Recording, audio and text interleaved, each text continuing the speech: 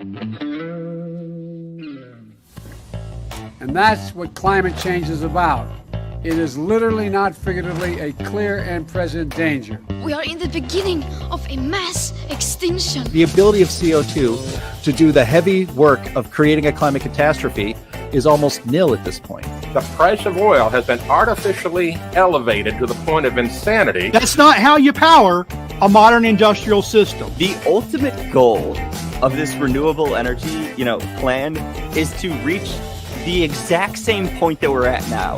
You know who's tried that? Germany. 7 straight days of no wind for Germany.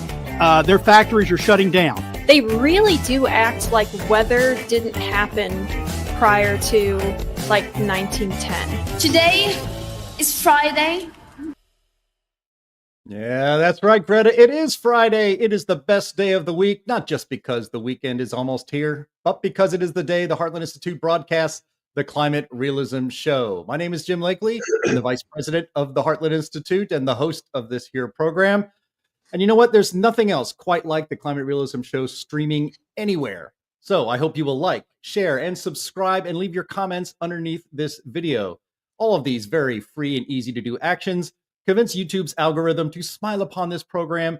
That way the show gets in front of more people. And as a reminder, because big tech and the legacy media do not approve of the way we cover climate and energy on this program, Heartland's YouTube channel has been demonetized. We've tried several times to get it remonetized. We will try again, but so far, no money. So if you want to support this program, and I really hope you do, please visit heartland.org/TCRS. That's heartland.org/TCRS, which stands for the Climate Realism Show. And this will help make sure that we can keep this program coming to you every single week. We would greatly appreciate any support that you might be able to give. And so thank you very much if you can.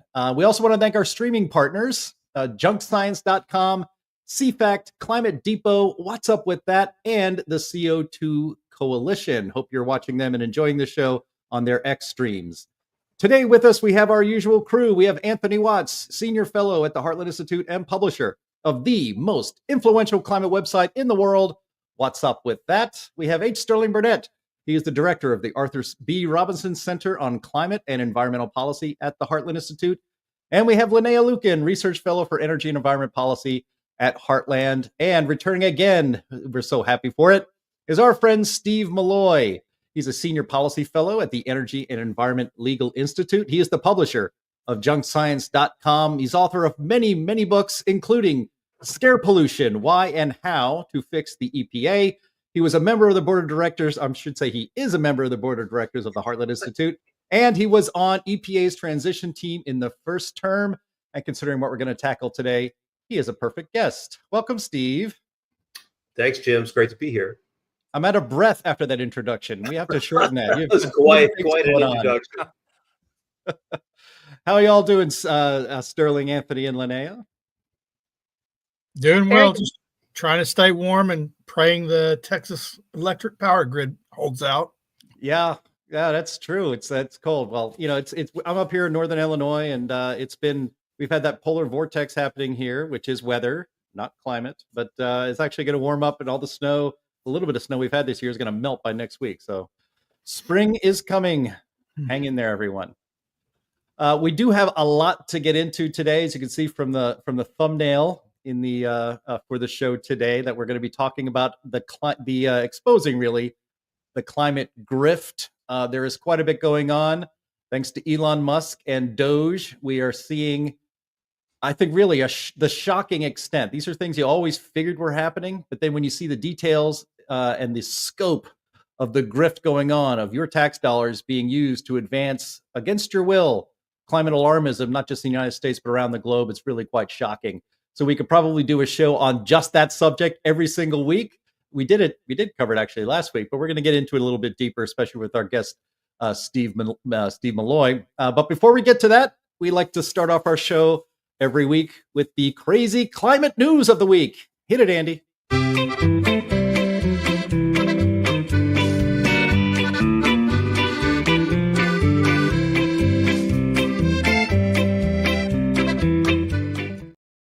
Thank you very much, Bill Nye. Bill Nye, always a good, fun part of our program every single week. I don't know if he knows he's part of our program every single week. He probably wouldn't like that fact, but we enjoy him being here.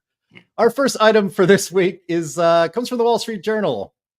Nikola, not Tesla, goes bankrupt. This is from the Wall Street Journal. They actually have a bankruptcy section in their paper, apparently, at least on their website. It says, Nikola, once a darling of green investment, files for bankruptcy. The much-hyped electric vehicle maker plans to wind down its operations in bankruptcy. Electric truck maker Nikola, which briefly boasted a market value above that of Ford Motor Company before its founder was charged with fraud, yikes, filed for bankruptcy after struggling with high costs and a trucking industry reluctant to abandon diesel engines. Nikola says it plans to wind down operations. Its rapid rise, with investors embracing the promise of environmentally friendly vehicles, which EVs are not, was followed by a steep decline as the company stumbled trying to fulfill the lofty promises of its founder and former chief executive, Trevor Milton. Now a penny stock, Nikola filed for Chapter 11 bankruptcy on Wednesday in Wilmington, Delaware, joining other Tesla wannabes that have run out of road before the zero emissions visions were realized. The Wall Street Journal reported earlier this month that Nikola was nearing a bankruptcy filing. The growing pile of green auto companies that have wound up bankrupt also includes EV manufacturers Fisker, Lordstown Motors, and Electric Last Mile Solutions. Those headwinds extend to Europe as well, where Swedish battery developer Northvolt recently went bankrupt. And guys, this story doesn't even mention Rivian, which is a truck company. They make in Normal, Illinois, they have a plant where they make trucks. They were supposed to be making, I think, 200,000 or 400,000 trucks a year. They've made at most 50,000, and they're not selling great. So, Sterling, we don't necessarily really need to dwell on this story. We do cover the EV collapse almost weekly on this program, but it does relate to our overall topic today, which is the climate grift, right? So the forced transitions to electric vehicles has been a huge part of that grift, but companies were struggling even when they were infused with seemingly endless taxpayer cash, and now that giant spigot is about to be turned off. Yeah, it's typical of not just the green energy EV field, but the whole green energy boondoggle from solar panel manufacturers like Solyndra to the Ivanpah plant that's closing. The story didn't even mention the EV bus manufacturer that was going great guns, not producing anything, but had a large market cap because the government was going to support it. They offer these loan guarantees. They offer deferred taxes or no taxes. The states get involved and offer them property tax write-offs. They promise all these jobs that never materialize. The only thing all of these have in common is the bankruptcy, the huge loss of taxpayer cash, and the fact that they never would have existed absent the government push. I mean, these truck manufacturers, they were driven less than by the Biden administration than by California's rules requiring electric trucks soon. Oh, well, if California is going to require electric trucks, we better get those made and make a lot of profit. And then, of course, now California's whole emissions regime based on the waiver is likely to go away. None of these technologies, large scale wind, industrial solar, all the EVs, none of them, not a single one would exist at commercial scale absent government mandates and subsidies. Yeah, 100%. 100%. I want to bring up, before you guys can maybe weigh in here, we'll move on to our second crazy climate news of the week item. But I wanted to bring up, Andy, this related item also from the Daily Caller. Massive green battery plant catches fire again weeks after a major toxic blaze. A massive Monterey County, California battery facility that caught fire and spewed toxic smoke in January caught fire again Tuesday night. The same facility was the site of a massive blaze in January that kicked a large plume of black smoke over the surrounding area. Residents reported health problems in the immediate aftermath of the January fire. Guys, I still maintain, I've said it on this program several times, if EVs were not mandatory by government fiat, they'd be banned or at least severely regulated because they pose so many legitimate health hazards and dangers to property, private and public. I blame this on the smoking ban indoors. I think now these workers are doing these bubble pipes, where they're sitting there blowing bubbles. The bubbles drift over the batteries, and water in these batteries don't do well. I think that's the cause. So we need to start allowing smoking indoors again. Well, from my perspective, the battery plant that keeps catching fire, it's the grift that keeps on giving. Yeah. That keeps on burning. All these green disasters. I mean, they're all about 20th century. History is replete with various industrial disasters, but at least those industries had a point. All this green stuff has no point. This battery plant that caught fire in Monterey, no point. The EVs that we just talked about, no point to them. They just have no necessary functionality, and they only exist because taxpayers are being stolen from to fund them. So it's really shameful that this is happening. Where's what's his name? Unsafe at any speed. Where's he when you need him? Ralph Nader. Where's Ralph Nader when you need him? Where's Ralph Nader when he finally could serve a purpose? No kidding. All right, let's move on to our second item. And this one actually comes to us courtesy of one Steve Malloy in his X feed. Be sure to follow him at Junk Science. This is from Reuters, where Greta is lost on her home court. Sweden's top court rejects Greta Thunberg lawsuit on climate action. Sweden's Supreme Court ruled on Wednesday that Greta Thunberg and hundreds of other activists cannot proceed with a class action lawsuit that it sought to force the state to take stronger action against climate change.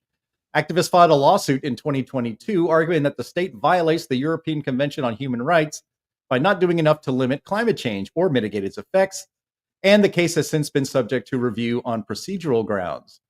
The group of 300 plaintiffs in the case, who call themselves the Aurora Group, wanted the courts to order Sweden to do more to limit global warming to 1.5 degrees Celsius or 2.7 degrees Fahrenheit.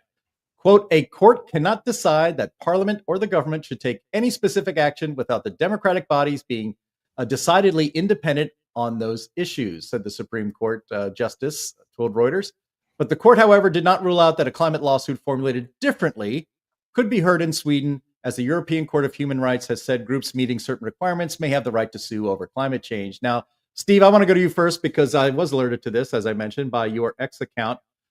Is a young woman that you have called Putin's climate puppet and her movement to abuse the legal system to advance a radical climate agenda, is that coming to a close? Well, let's hope so. Let's first address the Putin's climate puppet, where that came from. Angela Merkel several years ago sort of accidentally admitted that Putin has been funding the youth climate movement in Germany. And I imagine he's been funding the youth climate movement all over the world. And that likely includes Greta, the Putin climate puppet. Past that, this lawsuit has not just gone down for procedural reasons. It has gone down for the same reason that every climate lawsuit in the US will go down. Climate is inherently a political issue. It's not a legal issue. It's not an issue that can be decided by courts. So this Swedish court has decided that it's a political issue.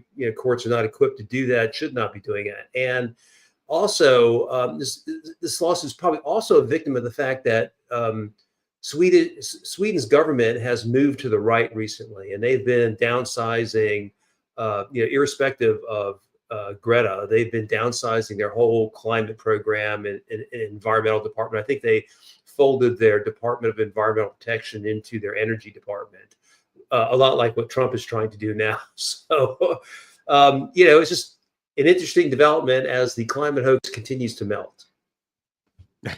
Yeah, for sure. I mean, we've covered, there's climate lawsuits going on all over the place. I just found it, as you did, I guess, Steve, kind of, maybe there's a little irony to it, a little ironic that Greta Thunberg, who started this whole thing, really, who became the face of global climate alarmism, couldn't even win a lawsuit in her home country. So I consider that a pretty good thing. I think. Go ahead, Sterling. I think it's important to note what they added, however, is that the lawsuit could be brought under different means, because they have this international court or this European Court of Human Rights, and Sweden has said they're a member in good standing of that, and wish to participate and follow its rulings, and they have committed under law to meet certain goals. So they lose in Sweden, but then they let an international body dictate their policies. Now, I believe it was just last year that one of the Scandinavian countries, I don't think it was Sweden, but I could be wrong. It might have been Finland or Iceland, but one of those countries was actually told by that same court, you've got to do more. You committed to certain things. You're not meeting your commitments. You have to do more. And that country said, we've decided this international court can't tell us what to do. And basically said, basically what they said is, we want to continue to be in power. We don't want to be voted out of office. So we're not going to do what you're telling us to do, despite our legal obligation. The courts like that remind me always of Thomas Hobbes' famous quote from Leviathan: "Covenant without the sword is but words," and having no effect. And they don't have armies to march into Sweden or Iceland and force them to do their climate best. Yeah, or Andrew Jackson, who said to the Supreme Court, "You've made your ruling, now go enforce it." Right? Mr. Justice, you have made your ruling, now enforce it. Yeah.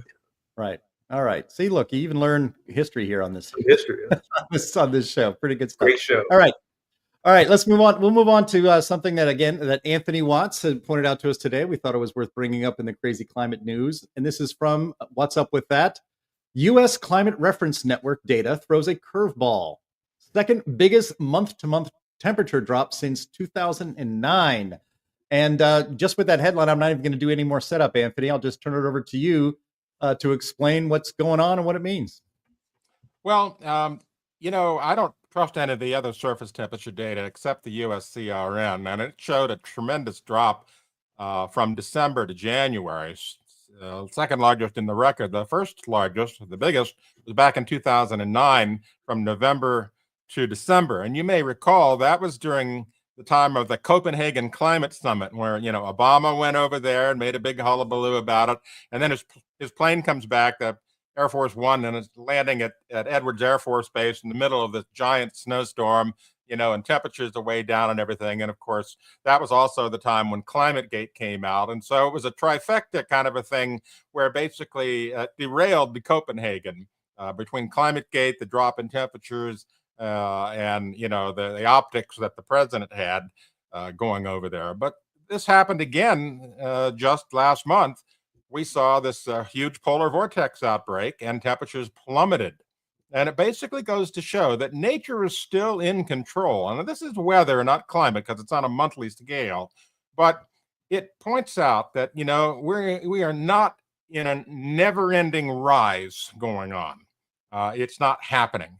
We have these deep spikes that can still occur.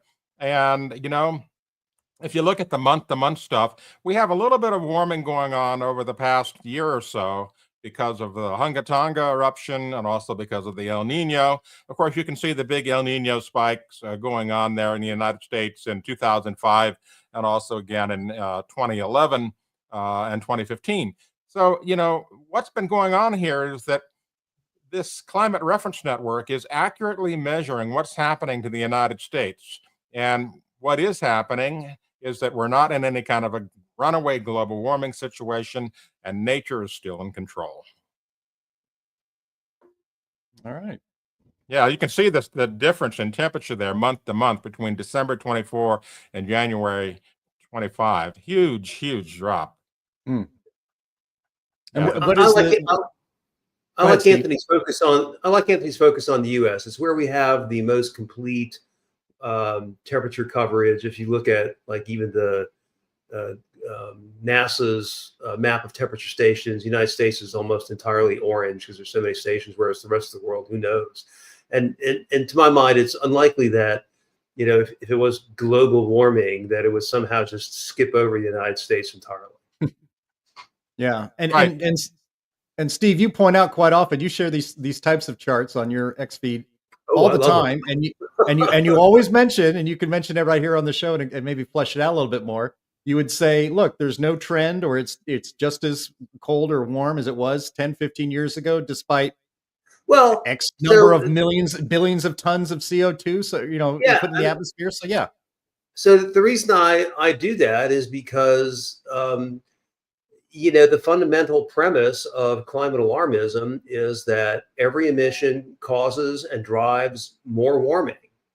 And as Michael Mann believes that all weather has been affected by emissions. So everything is caused by emissions, and in fact, the concern about emissions is why we have net zero. We cannot have any more carbon dioxide in the atmosphere. And so pointing out that, temperature is not going up in any sort of way that correlates with emissions sort of, makes the whole emissions argument look really bad, which it is. We don't understand the atmosphere in its entirety. We don't understand weather in its entirety. I mean, we can make forecasts that go out a little bit, and some forecasters are much better than others. But generally speaking, there's really no evidence to show that every emission causes warming. So that means that net zero is pointless, and the whole thing is Michael Mann cannot show that every emission has affected weather. Just can't.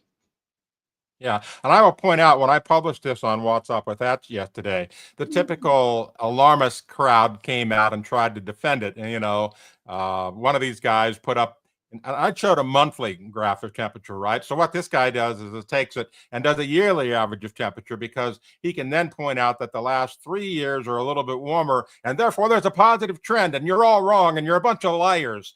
Seriously, it's that kind of not really wanting to look at anything contrary, even if it's only 1 month. They had to go in and beat it to death. Global warming is still happening. There was one guy who I'd just gotten fed up with, who'd been a commenter for several months, who finally decided, he's going to just outright call me a liar, and I had to ban him. I'm sorry. I'm just fed up with these people. I just don't have any tolerance anymore, just like President Trump. Yes, it's gotten a little bit warmer over the past 150 years. Get over it. It's not a crisis. Anthony, so I notice when I'm looking at the those state summaries that NOAA puts together, that they almost always group temperature or like highs into decades. Yeah. Is that a valid? I'm not a statistics person necessarily. Is that a valid method? Like, I mean, why don't they just show the data points? Why do they always group it by decade? Well, NOAA has this idea that, these records that are being produced are valid, like high temperature records, that it's in the 98th percentile or all any of that stuff. And they only do this mainly for the media. I mean, yes, it's a statistically valid technique, but is it relevant? No, not particularly. Partly because a lot of the high temperatures that have been set recently have to do with bias of the climate measurement station. The weather stations, as I've demonstrated out there, sitting in airports or on asphalt or near asphalt surfaces next to buildings and so forth, they read higher. They can get some new record highs all by themselves. I've had some cases where I've identified a station simply by the fact that it had a record high, and there were no other stations around it for 500 miles that had a record high. And then I would zero in on that and send somebody out to get a photo. And boom, the thing's right over asphalt. This happened at an airport in Arizona once, and another one. It's just so, well, these percentile ratings, they don't really mean anything. They're just fodder for the media to say, hottest ever, nearly hottest ever, worst decade ever, so forth and so on. The bottom line is that these things are not statistically valid because the data is corrupted. Right. And as someone who has been trained in statistics, that's really the fundamental problem with virtually all statistics. The data is not what people think it is. I mean, statisticians, they will, if you give them a pile of data, it could be the biggest crap in the world, they'll still analyze it for you. And that's what's happened with climate. And Anthony made a great point. last year was really hot in Las Vegas, and I read the Washington Post, and it was always record hot, caused by global warming, blah blah blah. But if you look at all the temperature stations in the Las Vegas National Weather Service region, like 90% of the stations, there's no record set. So what does that really mean? It's the urban heat island effect, like Anthony is saying. Yeah. Yep. All right. Well, that was good. Good to have a little bit of science on here. We try to get a lot of more science on here, but we also got to cover the news and talk about things from a climate realism perspective. And let's get on to our main topic then today, which is something that the more I read about, the more enraged I get. I've done a few gym rants on the In the Tank podcast on Thursdays at this very same time on this topic. So I will try to lay back, relax, and let Steve and Sterling do all the ranting. But let's pick up the story here. This is quite something on exposing the climate grift. As I mentioned, the more you look, the worse it gets. This is from the Washington Free Beacon. DOGE finds $2 billion in taxpayer funds earmarked for Stacey Abrams linked group. What? That's right. That's right. 2 billion with a B. DOGE discovered $2 billion in taxpayer funds set aside for a fledgling nonprofit linked to perennial Georgia Democratic candidate Stacey Abrams, who was also apparently elected the president of United Earth on Star Trek Discovery. So about 7 of you recognized that from our thumbnail for this video, but we thought we'd have a little fun with that. I'll keep reading. The Environmental Protection Agency under the Biden administration awarded Power Forward Communities, that's her outfit, the grant in April 2024 as part of the agency's Greenhouse Gas Reduction Fund program. Power Forward Communities received the green energy grant despite the fact that it was founded just months earlier in late 2023 and never managed anywhere near the grant's dollar figure. It reported just $100 in total revenue during its first 3 months in operation, according to the organization's latest tax filings. Power Forward Communities grant was one of just 8 Greenhouse Gas Reduction Fund grants that the EPA doled out in April 2024, and that altogether totaled $20 billion. That's the infamous throwing gold bars off the Titanic by Biden's EPA staff before Trump got in there.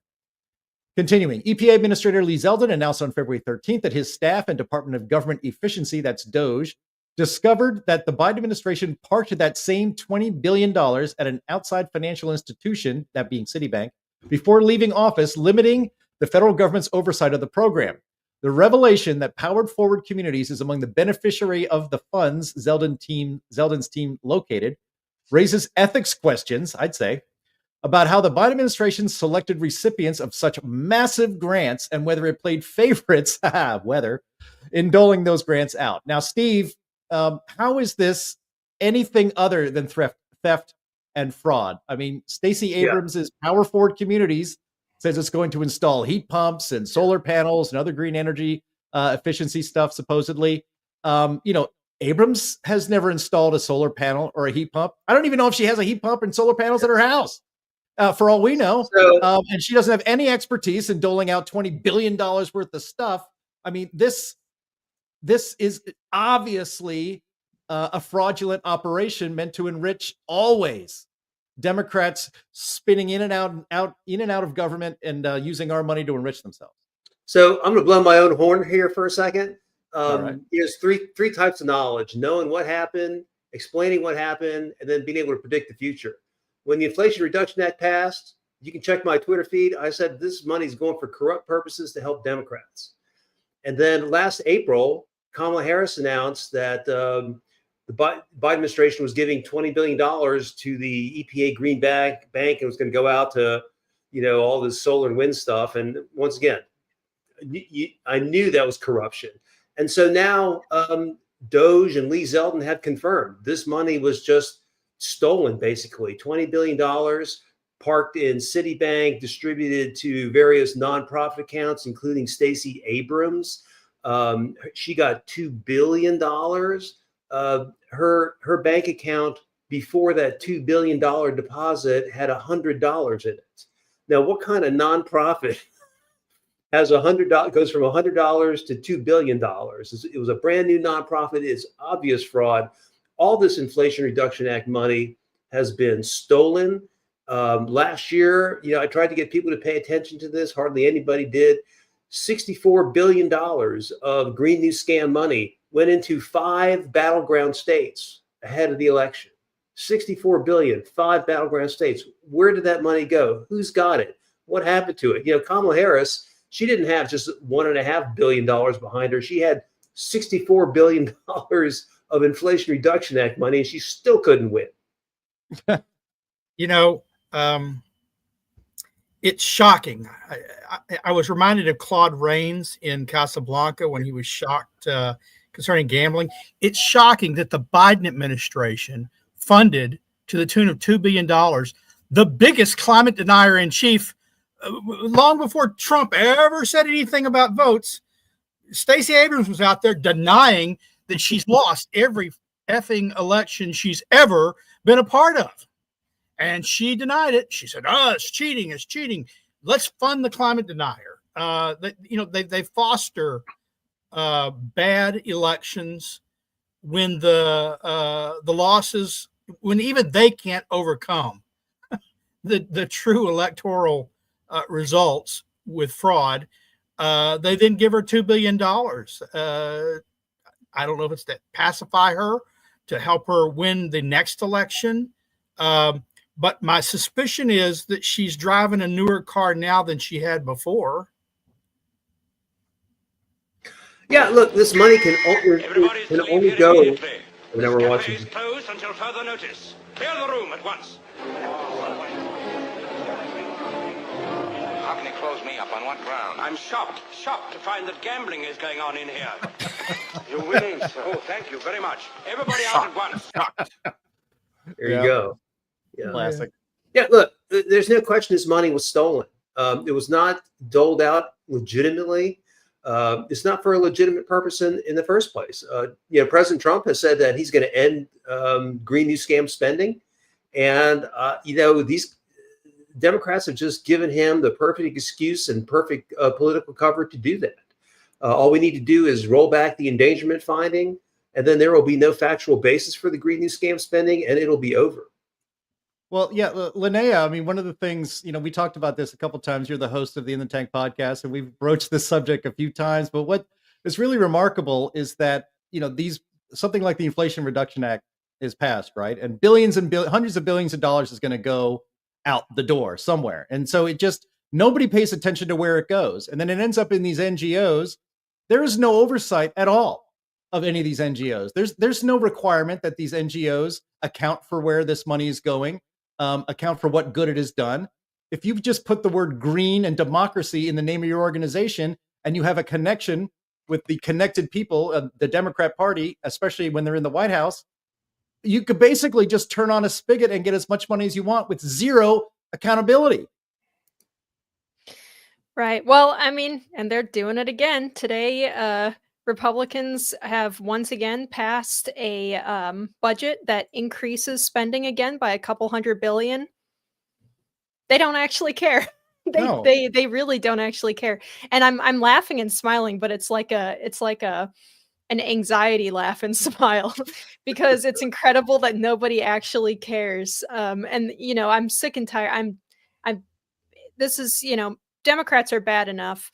I'm sick and tired of Republicans constantly talking about how we need more transparency, how we need to reduce our spending, all of this stuff. And then they say that, but then they go and act totally differently. They act like, well, we can't reduce our spending here. There's no point in going after all of these little bits that are all over the place. We can't chase down where all of this money is going. That's a huge waste of time, blah, blah, blah.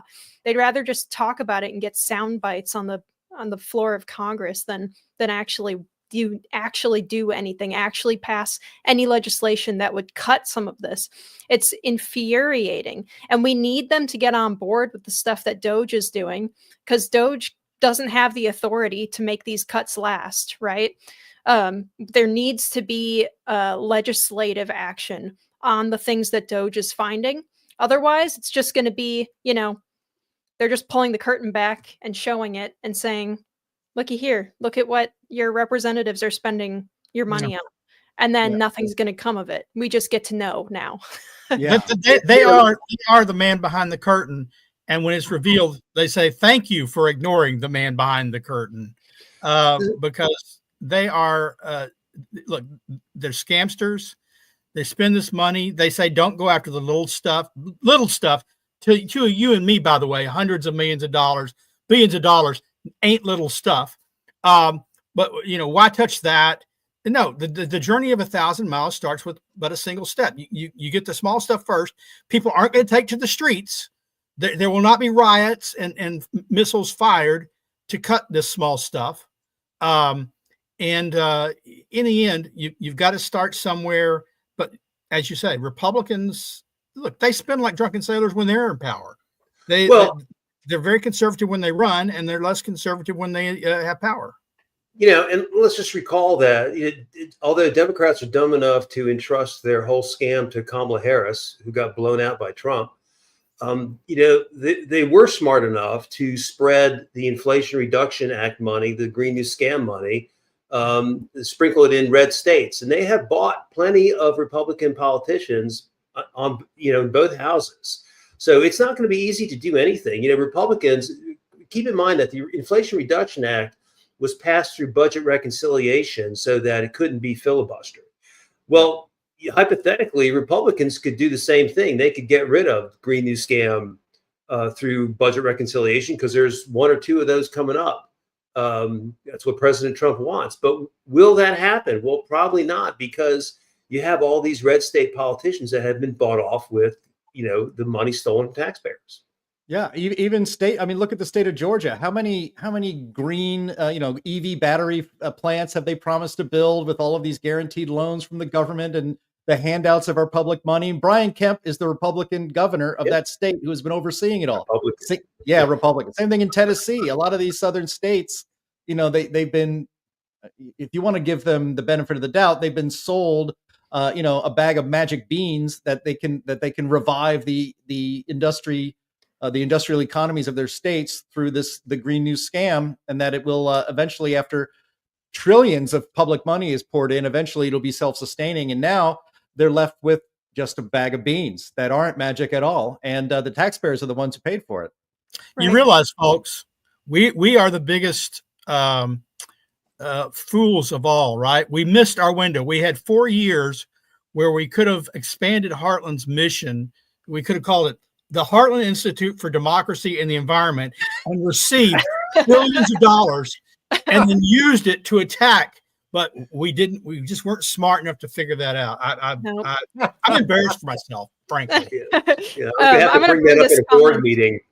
I'm going to bring up a comment from one of our viewers. I'm not picking on you, Brian. I'm bringing up your comment because this is just, we need to highlight this. Brian says Trump has to fund his agenda, and cuts might have to deal with Congress spending just one more time. No, Brian. On this panel, you guys have been around for longer than I have. How many times have you heard Congress can't cut the budget this time? We'll do it next time. How many times has that happened? Every time. That many times. Every single time for all of history. There is even when Republicans say they cut the budget, what they mean is we've reduced the rate of growth. We have slowed the rise in spending, not that we're spending less, which is what a cut is. Every time. Beyond the fact that we're $37 trillion in debt and paying $1.1 trillion in interest. I mean, think of how poor you would be if you paid, that kind of money on your credit card interest. 23% of our economy is government spending. I mean, that is just a tragedy. It should be maybe 3%, not 23%. It's striking how many people are entirely dependent on government spending. Yeah, and there's one more story I want to read related to this topic, I think, and then we'll get to Q&A. But I am really urging I hope the Trump Labor Department is smart enough when they release the unemployment figures that they exclude government workers and tell us what the unemployment rate is in the real economy, which is the other 75%. Hopefully they'll at least pull that out so people can see. All right, so here's another story real quick that we can discuss, because the longer you look at this, and this is just the beginning, there's going to be a lot of stories like this coming out. But this is another one. This is also from the Washington Free Beacon. Serious conflicts of interest Biden EPA official oversaw $5 billion grant to his former employer. Jahi Wise joined George Soros' foundation shortly after dispersing the funds. Steve Malloy, this is where you should have gotten a job at the EPA under the first Trump administration. And then you could have just thrown all that money to the Heartland Institute. It would have been great. So all these years, I at least thought that George Soros was spending his money, money he had, gotten through currency manipulation, other, ill-gotten money, but his own money on funding the left. But no, he's got U.S. taxpayer money. He's been paid by USAID and I guess EPA now. And he's just recycling taxpayer money against taxpayers. It's insane.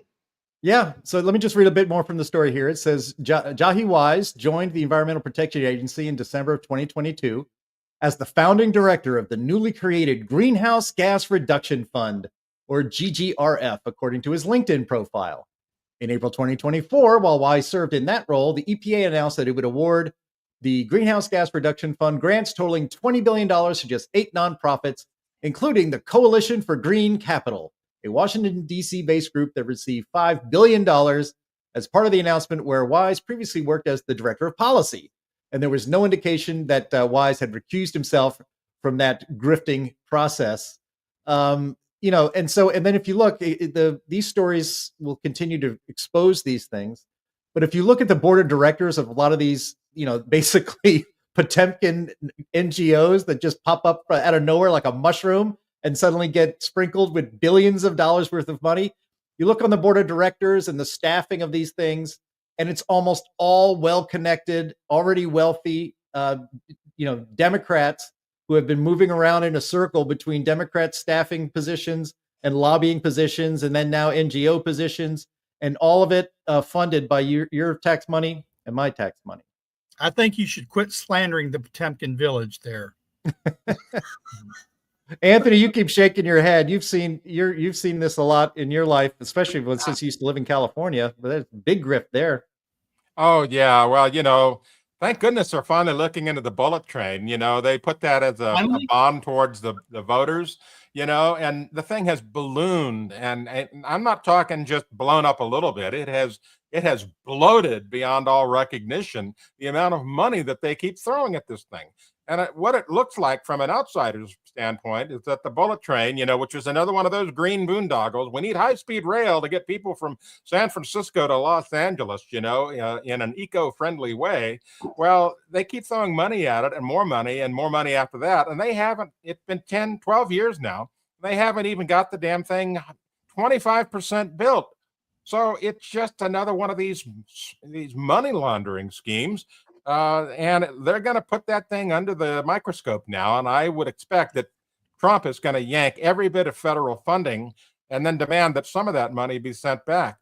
I've been with Heartland for 9 or 10 years.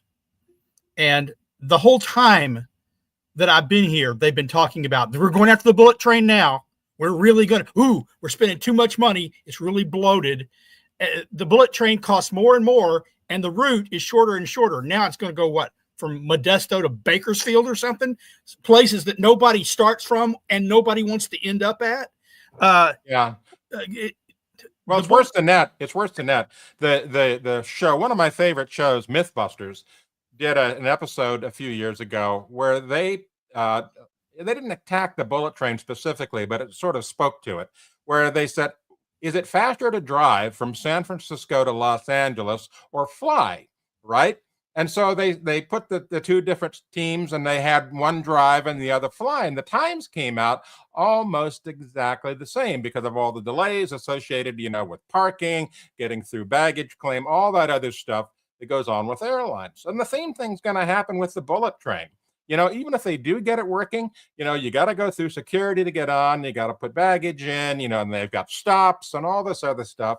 And I would bet that when they finally do, if they ever do, get that bullet train running, you can still drive faster than that dang thing would ever operate. Yeah. I would just challenge anyone that's listening or watching, show me a green project that has made sense, that is fit for purpose or made sense or been honest or not corrupt. Just one. I can't think of any. I've been doing this for 34 years. green to me, I call it like it's Malloy's law. Green equals fraud, because that's what it is. The reason none of these things work, Steve, is that they're all agenda and emotion driven. None of them are engineering driven. Right. Well, now, Steve. Here we go. Yeah, you're right. You're right. Only if you believe that any of these projects were really meant to serve the environment, right? If what you believe, in fact, is that they were meant to stall development, to prevent anything from happening, then they've been very successful. But I mean, the average person out there, they've just been brainwashed into thinking that, well, if it's green, it's good. Green means good, right? No. Thomas Sowell's most powerful book was called Knowledge and Decisions, and he talked about the idea of the brainwashing of, if you name an agency, the Environmental Protection Agency, the predisposition is to believe that it's doing things that protect the environment. That's why Nixon named it that. You call things certain things, and you believe that they're actually doing what you think they're doing, which is protecting the environment. The Inflation Reduction Act and the exactly. Well, I would say the point of a system is what it does, and what the green fraud system does is it siphons a lot of money. It builds basically nothing. And in many cases, it actively endangers the energy grid that we already have. I think that's the purpose of it at this point. It's so consistent. Every single policy they push is so consistent with those ends that I think that is actually the purpose. I mean, does anyone think for a moment that, let's just say that offshore wind was really profitable and didn't need subsidies, and ExxonMobil had gotten into offshore wind? Does anyone think for a moment that all those dead whales that washed up on East Coast beaches over the past, year and a half, that Greenpeace would just sit idly by and let that happen and just say, well, there's no evidence that, offshore wind developments caused that? Obviously not. I mean, their movement is entirely corrupt. The Save the Whales things seals it. 50 years ago, it was Save the Whales. Now it's Killed Whales. It's unbelievable. Yeah. All right. Well, you know what? This show is moving along so fast. It's moving faster than a bullet train that actually exists. That's how fast this show is moving. It's a bullet train. We are faster than a Japanese bullet train. There you go. I like my joke better, so I'm gonna have to mute you, Sterling. I almost muted you, Sterling, because I thought you were gonna argue with our guest. It's one thing to argue with me, because you and I argue a lot, but you got to leave Steve alone. All right. So let's get to we're going to get to our Q&A, which is a great interactive thing with our audience. So if you're here either on X, I think we can still see those comments as well, Rumble or YouTube, drop them in the chat and we'll get to as many as we can. And take it away, Linnea Lucan. You got it. All right. We're going to start with a EV question from our friend Chris, who says, the reason EV companies collapse is because they're making a product that the people don't want, isn't it? It's that simple, surely. Comments from the panel. This isn't really a question, but it's kind of a rhetorical question, but we're going to answer it anyway. Well, that's right. I mean, sorry. Go ahead. That's right. I've already said that not a single one of these companies would exist but for government mandates and funding.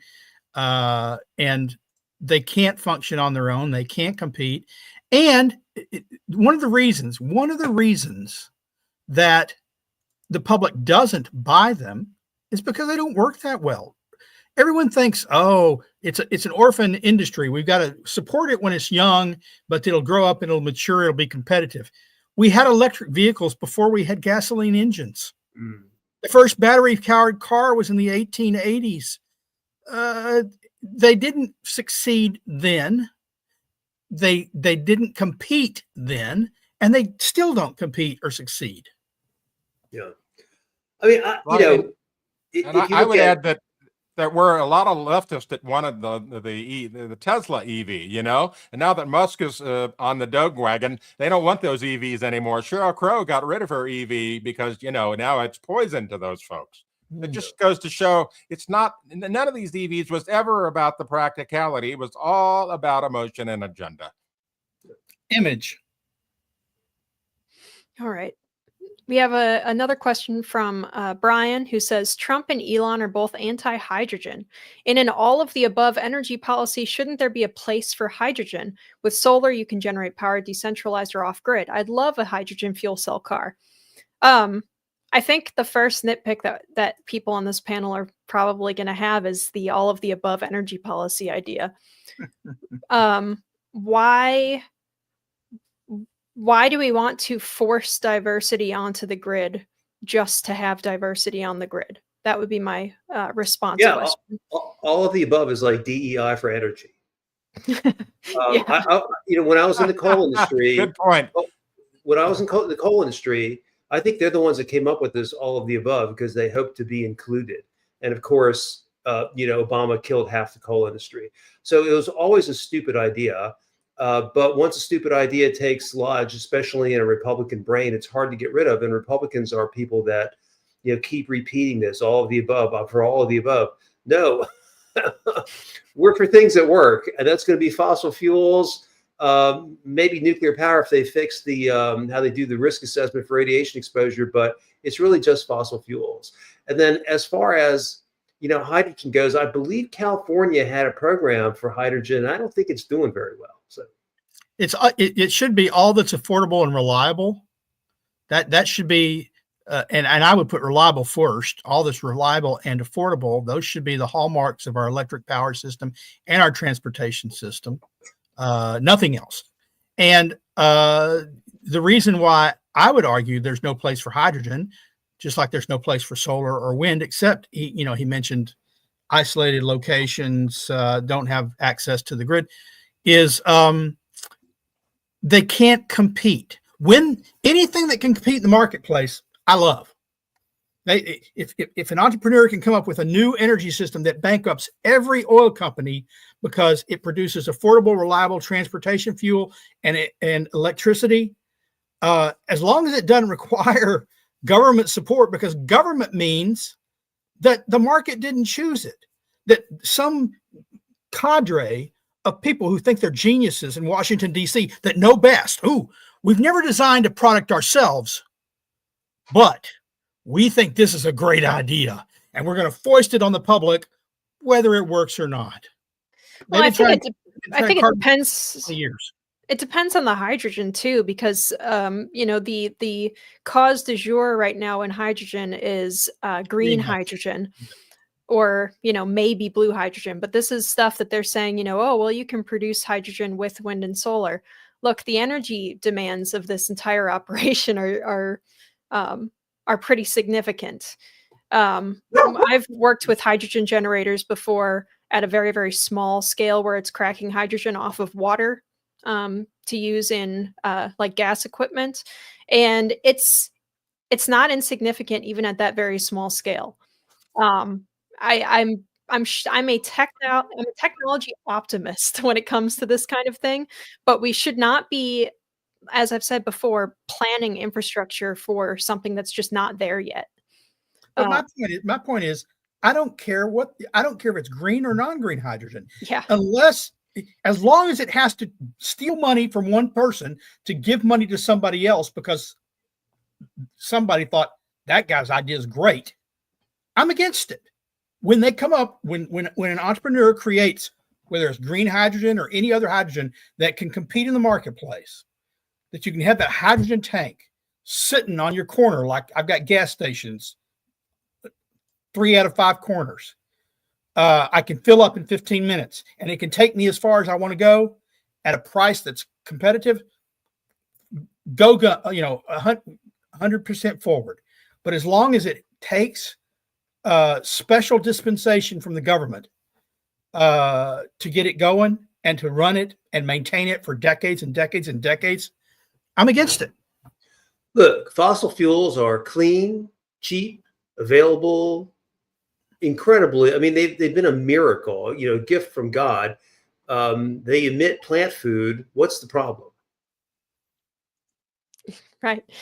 Okay. I think we might have discussed, we went over this a little bit before we started the show today. Capitalist Spy says, can you talk about Brookfield Asset Management, which is Mark Carney's business? I think, is Mark Carney a Canadian politician? Mark Carney is likely to be the next Prime Minister of Canada, whether for interim until the next elections or thereafter. He was a former governor of the Bank of Canada and the Bank of England. He's big in Davos. He runs some Davos committees. But I don't know anything about Brookfield Asset Management. Yeah, I mean, it's an asset management company. It's going to have its fingers in a whole bunch of different stuff. Well, I mean, so. Mark Carney is big into climate fraud, so he's probably Yeah. also big into ESG. And I imagine that's, if he's running an asset management company, that's probably what he's doing, ESG. Yep. Okay, this is a funny comment from Above Us Only Sky, who says, how about we have a weekly award for the panelist who exhales the most CO2 on the show? I would say Well, I'll take the whoever is monitor. the biggest huffer and puffer. Who would that be? Yeah. Winner, chicken dinner. The what did you call me a couple of weeks ago? The Archbishop of Ranterbury. Ranterbury, yes. We have to get you proper headgear for that nickname before you can. I need the mitre. I need the mitre. But now that someone's brought it up, I also need the gold medal to put around my chest. The award. We'll probably get you to dress nice for this show. That's what's important. This is a great comment from Harry R, who says, the problem with fossil fuels is that they create prosperity and improve the living standard. Yeah. Yeah, and that's true. They have. Yeah. If it weren't for that, they'd be all good. I mean, people will look back, decades, centuries from now and go, what the hell were those people thinking? All right. K1F says, question. How much does it take to see that the problems of the little people don't amount to a hill of beans in this crazy world? Isn't that from Gone with the Wind? I'm not sure, but I don't know. It does make you think that or at least think about the question whether history does, as some philosophers have said, it just continually repeats itself. The peasants didn't count before, the plebes didn't count, the common person didn't count. It doesn't matter. You go throughout history. You have to almost go to tribal peoples, groups under 500, where everybody really did have a say. And everybody's opinion was considered, and there was group decision making. If you had some bad apples, you ostracized them. And so the Greeks, you can go back to the Greeks. I don't think you can. I don't even think the Greeks. Everyone talks about democracy and the Greek city-states, but I'm not convinced even everyone in the Greeks in Greece had that much standing. Hmm. Maybe people are the problem. All right. So we have this question from LT Oracle of Truth, who says, isn't Doug Burgum heavily invested in carbon sequestration? I don't know if he's personally invested, but he was a very big fan of it in North Dakota. So big promoter. Yeah. So he's been, I'm sure he's been lobbied by the people who are getting the subsidies. So, and I'm sure he's a tech guy. He doesn't know anything about climate. I mean, I thought he did during the debates, but I think in the end, he's just a tech guy, not too far from Bill Gates. And so he doesn't know anything about this. And it just sounds like a good idea. Let's bury the CO2. He doesn't know that it's practically impossible. And this is just the theft of taxpayer money. But he's going to find out. Well, when he was governor, since North Dakota was going to be one of the states stealing the taxpayer money, he was in favor for that too, right? Yeah. Oh yeah. Jobs for his state. None of these guys says no to money except for DeSantis. Alrighty. Hey, Abbott, Greg Abbott, give me a break. Come on, Greg Abbott. He's got all those windmills. Stop it. He didn't get that money. And they were there before he got there. They're still there. They're still there. He's put his money on the line for this. They're the still border. there. Tear them down. Brian Well, wants to know if we're going to leave all of these ugly windmills up forever. Speaking of that, Tear 'em down. Governor Abbott, tear down those windmills. There's your Reagan moment for wind. There you go. So are we going to decommission these ugly windmills? That's the question. Well, what can you do with them? I mean, all these huge wind farms. I guess you could take down the turbines, but what are you going to do with the foundations? I mean, is somebody going to dig all that stuff up? Oh my God! They're active. We don't have to decommission them. They are actively daily decommissioning themselves. They're breaking. They're going offline. They're being shut down prematurely, and in some places like Hawaii, they're just being left stand to rot and rust. On South Point, on the Big Island, they've just left the rot. I've seen them. It's really something. You know what we could do when they knock these foundations, or when they knock the wind turbines down, the foundations are left. They're concrete, huge amounts of concrete. They could just simply call these now carbon sequestration farms, right? Come on, man. Well, millennia from now, they're going to think that they were some sort of religious, monument. Yeah, like those. They are. The statues or whatever they call those things. Yeah. No, like Stonehenge. Maybe that's what Stonehenge was, the first wind farm. Sorry, I just got distracted for a second by a comment that I saw. Let's pull another question from the audience here. This is Mrs. Rancho Fiesta, who I don't think I've seen ask a question or comment before, but she says, how much carbon have we paid to capture? And can I have some of it to pump into my greenhouse, or are we selling it back to growers? That would be carbon capture and use, or and utilization, which is the only form of carbon capture that makes any sense whatsoever. Because it's just being used for well production, or increasing production out of oil wells at the moment. And I'm sure you probably could convince them to sell it to greenhouses as well. But yeah, no, it's we've how much carbon have we paid to capture? Too much, probably. Yeah, I think a few years ago, it was on the order of maybe just a few million tons per year. It's not much. And then if it's done for enhanced oil recovery, there's nothing really stored at all. I mean, it's a net negative. You're not storing carbon. You're just producing less carbon, I guess. Yep. That's a good point. Okay. Let's see here. We've got questions from Data again about something that he brought up last week, and I'm going to try to address it. I'm not entirely sure what the question actually is, Data. So I saw you posting a lot about this. I'm still not totally clear on what it is you're talking about. You say reports of the artifacts, about 30 white pines and hunting artifacts along the Beartooth Mountains in Wyoming. Does the climate really change fast over reported time carbon dates? I think what you're asking here is does the climate change fast enough has the climate changed fast between now and when these artifacts were laid down by tribal people that lived on the continent, probably during the last ice age? The answer is yes. Climate does change pretty fast. But again, these are geological timescales we're talking about here. That it's not like and I also wanted carbon dating has it depends on what form of carbon dating you're using, but it doesn't have the best resolution when it comes to what the exact age of an artifact is. Usually they'll give you a broad range of where it probably came from, but they're typically a century. Yeah.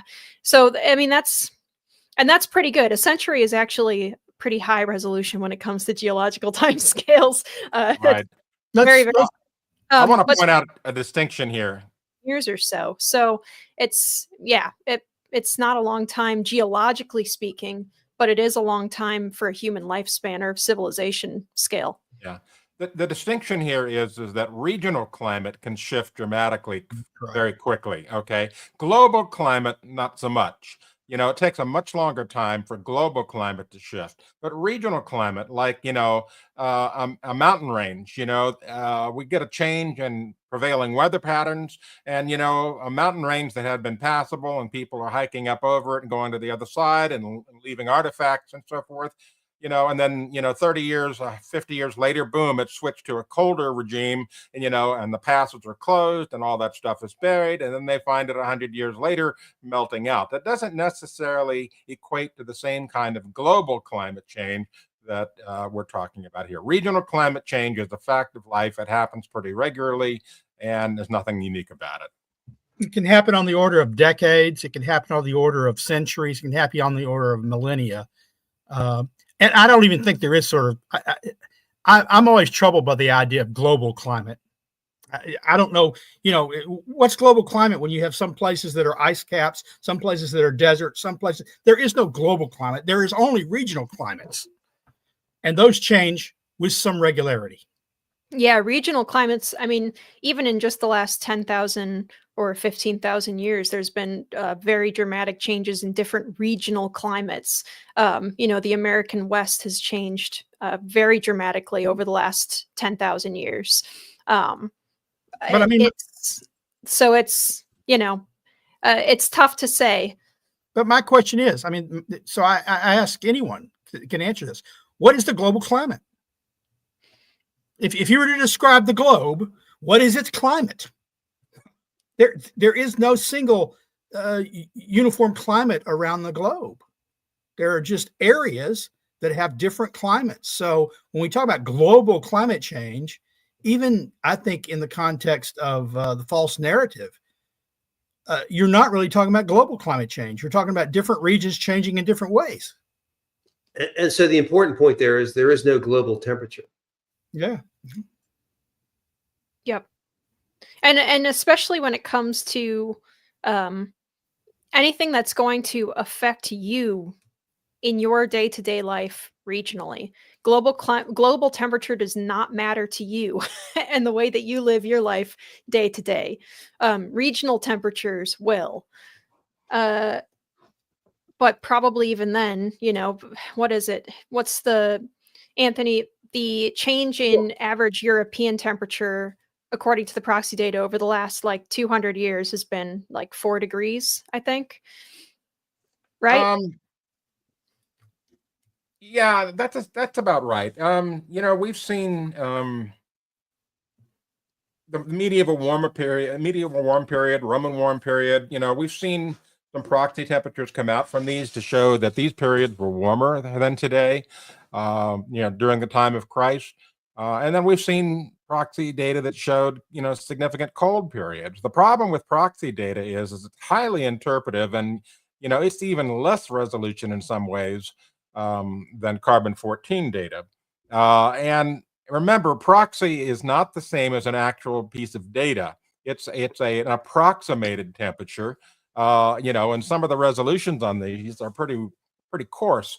Yeah. Trees, for example, I want to get off on the hockey stick and Michael Mann's tree rings and all of that.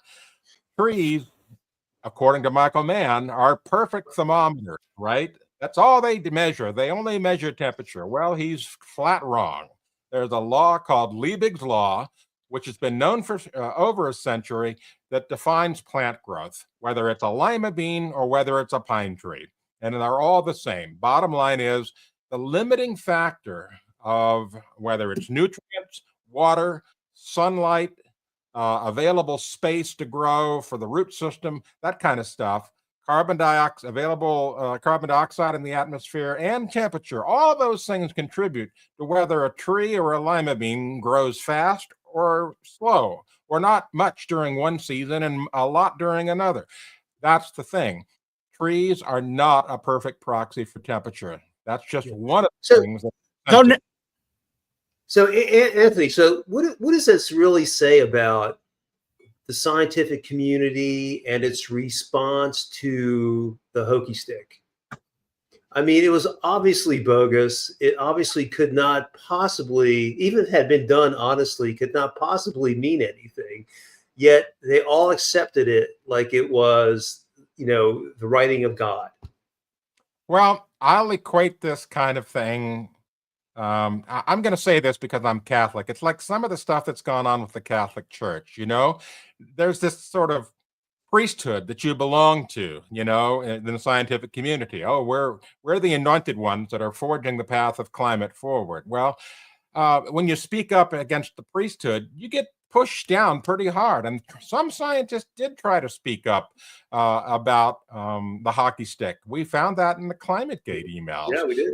And they were suppressed. Yes, And they were suppressed because we're saving the planet. This is more important that we get this information out, even if it's not quite right.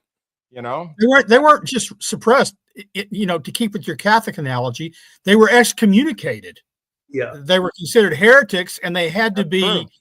If we still burn people at the stake, I suspect several of those would have been burned. I will say this: the idea of a tree being a perfect thermometer. I can picture Michael Mann going to the doctor and they say, we need to take your temperature. And then we've got this redwood we need to shove up somewhere to take the perfect reading. I've suddenly liked the idea of trees as thermometers. All right, this question is actually kind of related to what we were just talking about, so I'm going to bring it up. Tom White says on 1220, Gregory Wrightstone CO2 Coalition shocked me with research saying anthropogenic CO2 is up 50% of total. Jason Isaac on 11.8 said 4%. A NOAA scientist told me 5%. What do you think?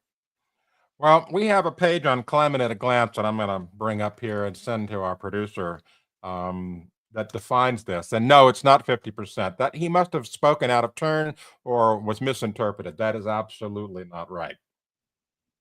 Is he Anthony? Is he saying that 140 ppm of the 420 ppm is from man-made, from fossil fuel burning?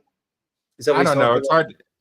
I think that's what he's talking about, because I've gone back and forth with him on this. I think if you look at NOAA's got a graph on its website of CO2 changes, and if you look at the annual CO2 changes, do the numbers. I mean, it doesn't match with CO2 emissions from fossil fuel burning in the slightest. And so I think that a lot of the CO2 in the atmosphere is from the supercharged carbon cycle, from the warming and CO2. It's just all bootstrapped itself up. You can see, 30 years ago when Pinatubo erupted, CO2 went up less, and no doubt it's because sunlight was blocked out, reduced photosynthesis, and just suppressed the cycle. So I think it's really complicated. I don't think you can say that it's all or mostly fossil fuel emissions. Yeah. So here is our Climate at a Glance page on it, and this is a graph that kind of it's a descending or ascending, however you want to report it. But we start off with the total atmosphere, and greenhouse gases make up about 1 to 2% of the total atmosphere, and then we have the breakdown of that. We have carbon dioxide at 3.62% and 1.3% others. And then when we split out the carbon dioxide, we find that, human versus naturally produced carbon dioxide in the atmosphere is at 3.4%. So that's the number. Maybe he meant like 50% of recent increase. I have no idea what this could have meant. We should have Greg on the show, but I'm pretty sure Greg's thinking, his paper is that the 140 ppm since pre-industrial is man-made, is from emissions, and I don't think that's right. Yeah. No, well, I would be surprised if he would say that was the case. You guys are missing the real big takeaway from this, though, and it's that Tom White is citing by date and guest and exactly what we were saying on past shows. So thanks, Tom, for being such a longtime fan. Yeah. All right, cool. So as you guys can see, the science is not settled. We're figuring that out. We're okay. So we have we're gonna cover this one really quick. I'm gonna shoot this to you, Anthony, really fast. Like 1 paragraph explanation because we've covered this before. From Wheelman says Valentina Zarkova says that we're headed into a grand solar minimum. Yes or no, Anthony? Or don't know? Well, I don't put any stock in anything Zarkova says. Let's just put it that way and leave it at that. Okay. I think the more cautious answer is we can't predict that. Yeah, it doesn't matter. It doesn't matter who says it. Look, it doesn't matter who says it. Data is data. Facts are facts. I don't care who's spewing them or talking about them. And I think that the appropriate answer is we just don't know. Yeah. I mean, look, nobody, I mean, this is the problem with all of climate. Nothing has ever been predicted because we don't understand the system. And if you're going to tell me that you can predict what the sun is going to do, well, it's no way. Yeah, we don't have the past data to even begin making assumptions on that kind of thing. Space weather is a relatively new field of study when it comes to this level of interest. Although I could predict and did predict that the Green New Scam money would be wasted. Yes, that's easy. That's a very safe bet. Your science is sound, Steve Malloy. And I'm going to go on record. Knowledge. And I'm going to go on record as saying that they will continue to waste money and that the Earth will revolve and the sun will rise in the east tomorrow and set in the west. I'm willing to put money on that. All right. You'll be the only one.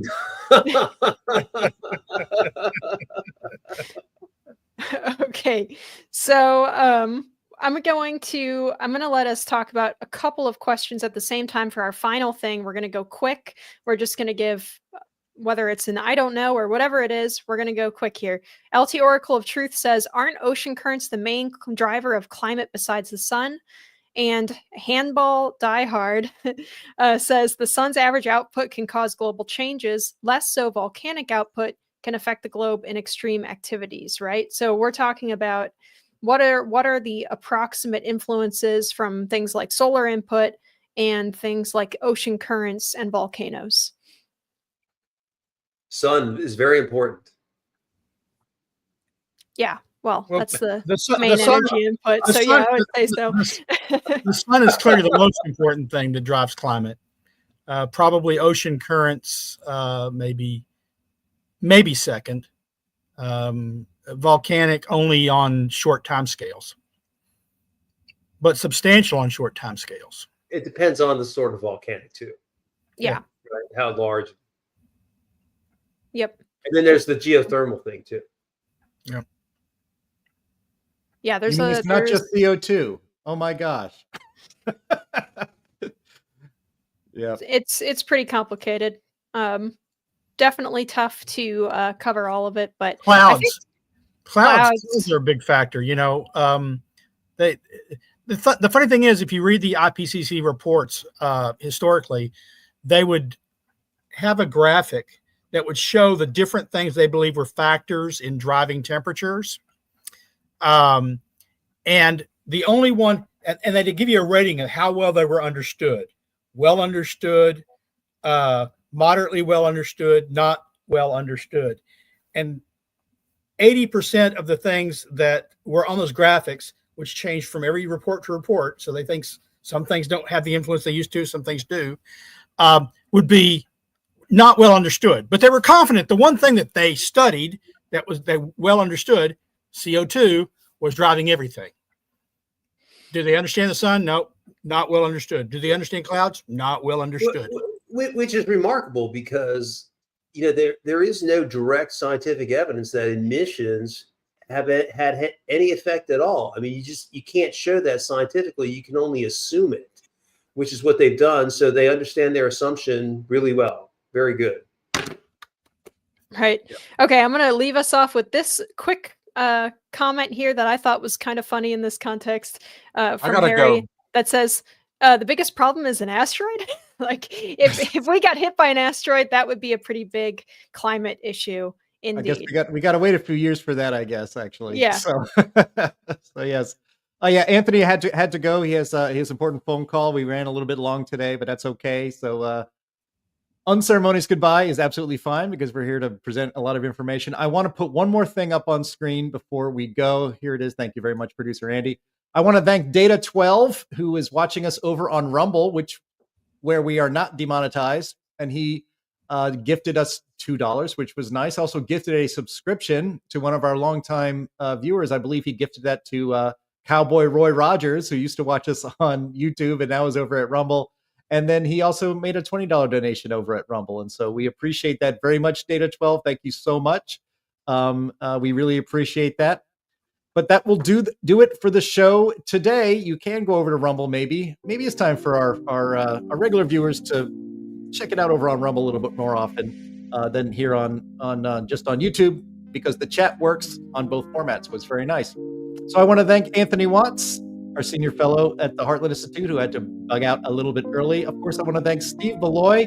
What a fantastic guest you are. We had more than 3,000 people watching live on all sorts of different streaming systems. That is a fantastic number.